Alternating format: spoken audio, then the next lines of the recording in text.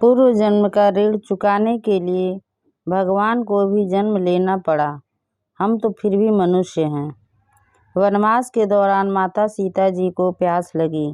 तभी श्री राम जी ने चारों ओर देखा तो उनको दूर दूर तक जंगल ही जंगल दिख रहा था। कुदरत से प्रार्थना की, हे वन देवता, आसपास जहाँ कहीं पानी हो वहाँ जाने का मार्ग कृपा कर दिखाएं।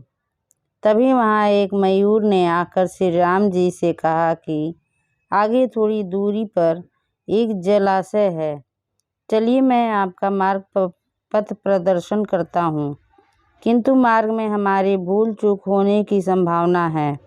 श्री राम जी ने पूछा, वह क्यों? तब मयूर ने उत्तर दिया कि मैं उड़ता हुआ जाऊंगा और आप चलते हुए आएंगे, इसलिए मार्ग में मैं अपना एक एक पंख बिखेरता हुआ जाऊंगा। उसके सहारे आप जलाशय तक पहुंच ही जाओगे। यहाँ पर एक बात स्पष्ट कर दूं कि मयूर के पंख एक विशेष समय एवं एक विशेष ऋतु में ही बिखरते हैं, अतः वह अपनी इच्छा से पंखों को बिखेरेगा तो उसकी मृत्यु हो जाती है। वही हुआ। अंत में जब मयूर अपनी अंतिम सांस ले रहा होता है तब उसने मन ही मन कहा कि वह कितना भाग्यशाली है जो जगत की प्यास बुझाते हैं। ऐसे प्रभु की प्यास बुझाने का उसे सौभाग्य प्राप्त हुआ।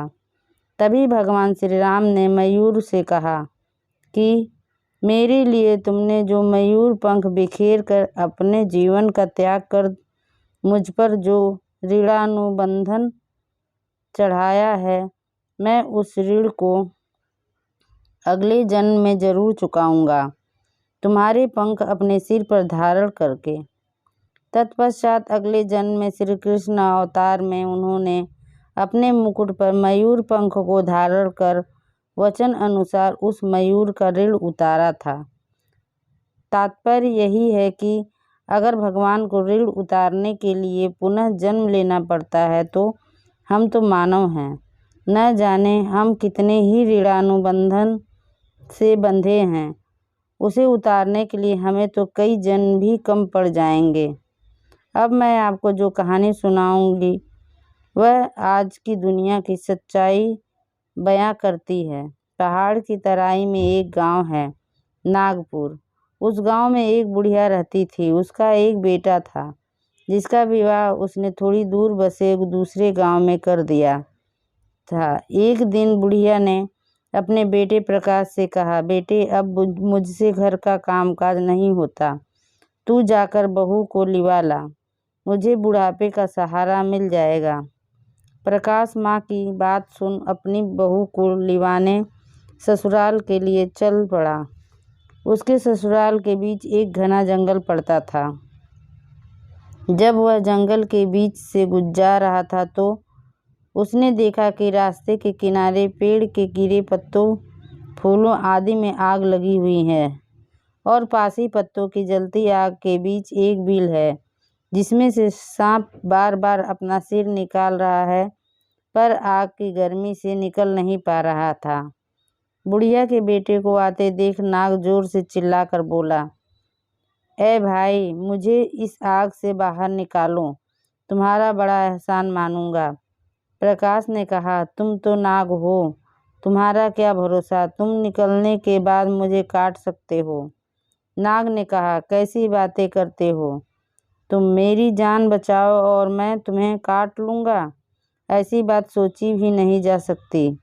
नाग के बार बार अनुनय करने पर लड़के को दया आ गई और उसने लाठी की मदद से नाग को आग से निकाल दिया। नाग जैसे ही आग से बाहर हुआ उसने लड़के से कहा, अब मैं तुम्हें काटूंगा। प्रकाश हक्का बक्का रह गया। थरथराते हुए उसने कहा, लेकिन तुमने तो न काटने का पक्का वायदा किया था। नाग ने हंसते हुए कहा, अरे मूर्ख, यह कलयुग है, कहने और करने में जमीन आसमान का अंतर है। यहाँ भलाई का बदला बुराई से है, यहाँ युग धर्म है, मैं तुम्हें काटकर युग धर्म जरूर निभाऊंगा। लड़के ने कहा, यदि तुम्हें काटना ही है तो काट लो, पर मेरी तसल्ली तो करवा दो कि कलयुग का यही धर्म है। नाग ने लड़के की बात मान ली। लड़का नाग के साथ जंगल में चरती हुई एक गाय के पास गया और गाय को पूरी घटना सुनाकर बोला, गाय माता, अब तुम ही न्याय करो। गाय बोली, नाग ठीक कह रहा है, मुझे ही देखो, घास खाकर दूध देती हूँ, खेती के लिए बछड़े बैल देती हूँ, लेकिन मेरे बूढ़े होने पर यह आदमी मुझे कसाई के हवाले कर देता है। यही इस युग का न्याय है। नाग ने कहा, अब तो तेरी तसल्ली हो गई। लड़का गिड़गिड़ाया, किसी एक से और बात कर लेने दो, अगर उसने भी यही कहा तो मैं तुम्हें रोकूंगा नहीं। लड़के ने सामने एक पेड़ को अपनी सारी कहानी सुनाई तो पेड़ ने कहा, नाग ठीक कह रहा है, मैं आदमी को शीतल छाया और मीठे फल देता हूँ, पर बदले में आदमी मुझे काटता है, आग में जलाता है। कलयुग का यही धर्म है। यह सुनकर लड़के ने नाग से कहा, मैं तुम्हारे काटने का विरोध नहीं करूँगा, लेकिन मेरी एक अंतिम इच्छा है। जब से मेरा विवाह हुआ है, मैंने अपनी पत्नी का मुंह ठीक से नहीं देखा है। तुम मुझे एक मौका दे दो, मैं अपनी पत्नी को देखकर वापस आ जाऊंगा, तब तुम मुझे काट लेना। नाग ने कहा, मंजूर है, पर पत्नी से कोई बात न करना और 3 घंटे के भीतर लौट आना। लड़का अपने ससुराल पहुंचा। कुछ कदम दूर से ही उसने देखा कि उसकी पत्नी दरवाज़ा साफ कर रही है। उसे देखकर उसकी आंखों से आंसू गिरने लगे। उसकी पत्नी उसे इस तरह देख अवाक रह गई। वह कुछ पूछ पाती इसके पहले ही लड़का वापस चल दिया। पत्नी ने सोचा, जरूर कोई विपत्ति आई है। वह भी पीछे पीछे चलकर नाग तक पहुंच गई। नाग ने फुफकारते हुए कहा, मैंने तो तुम्हें पत्नी से बात करने से मना किया था, इसको लेकर क्यों आए हो? इस पर उसकी पत्नी ने कहा, इन्होंने मुझसे बात नहीं की, ये बिना कुछ बोले वापस चल दिए तो मैं इनके पीछे पीछे चली आई हूँ। लड़के ने कहा, अब मैं तैयार हूँ, युग धर्म का निर्वाह करो। सांप लड़के को काटने के लिए तैयार हुआ। तभी उसकी पत्नी ने कहा, थोड़ा रुक जाओ, तुम इन्हें काटने जा रहे हो, सिर्फ इतना बता दो, इनके बाद मैं अपना गुजारा कैसे करूँगी? नाग ने कहा, उसका इंतजाम है। इस बिल के 7 फेरे करके इसे खोदोगी तो तुम्हें सोने से भरे हुए 7 घड़े मिलेंगे, तुम्हारी जिंदगी आराम से गुजर जाएगी। लड़के की पत्नी ने कहा, मैं तुम्हारी बात पर कैसे विश्वास करूं?